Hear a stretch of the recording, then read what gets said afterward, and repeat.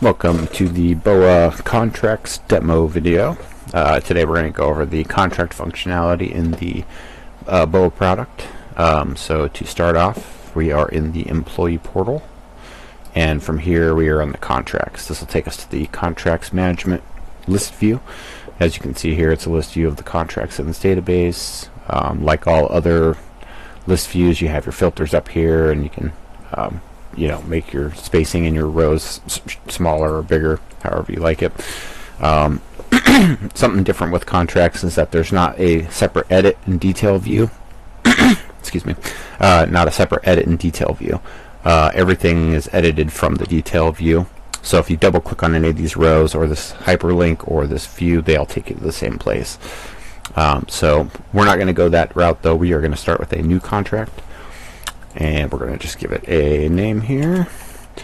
This is going to be a maintenance contract. We're going to put it on our test customer company, pick this customer, pick me as the, and then now we're going to go from January 15th to January 15th of next year. We'll sign it today. Expire or 30 days before the expiration date, they'll get a renewal notification, and then this will auto renew, but you can turn that off if you want. Financial terms, this is the billing, so we'll just do monthly. 15 days after the invoice is generated, it's due, and next billing date is we're just gonna start with today, and then that means every 15th of every month it will bill. Billing type, we're going to just do the standard, so you can do prepaid where it's a dollar amount and it just decrements from that overall dollar amount that they have. You can do hourly where they have a bank of hours that they utilize through time logs on the associated service orders. We're going to just, for this video, do standard, and we'll do additional videos on the other features. I'm going to add a line item, just call it oil change, quantity 1, unit price $100. And that will automatically calculate the extended price based on that times the quantity. Terms and conditions, this will print on the invoice. Obviously you have the other notes here, service level agreements, public notes, internal notes.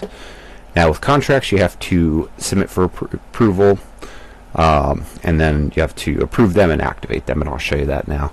So I'll submit that for approval. It'll redirect me to the actual contract view. This is where you would end up if you had just double clicked the contract in the contracts list view.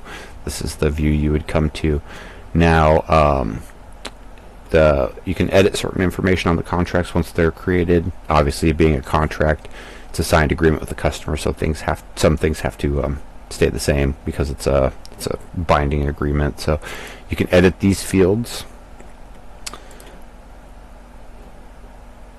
This also is, so you can choose between, we're going to do full amount per invoice. So this means that it's $100 per invoice instead of, this would mean it would be $100 divided by 12 invoices, since it's a monthly billing and there's 12 invoices in this year.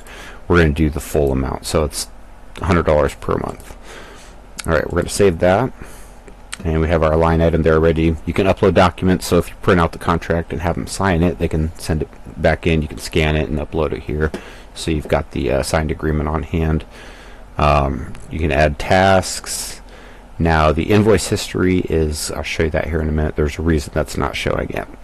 You can create tasks. You can link existing service orders. That's for if, that's how you would track the hours if it's an hour usage type contract.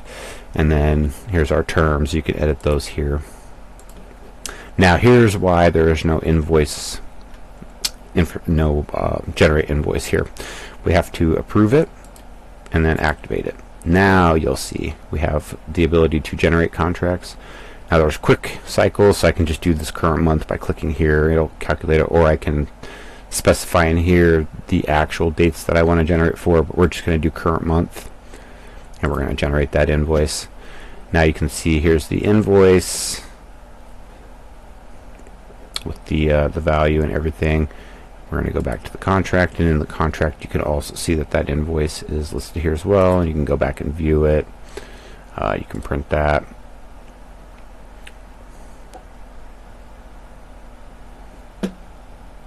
And there's our invoice. And that is all for the this contract video. Like I said, I'll do another contract video on the other types of contracts, but that's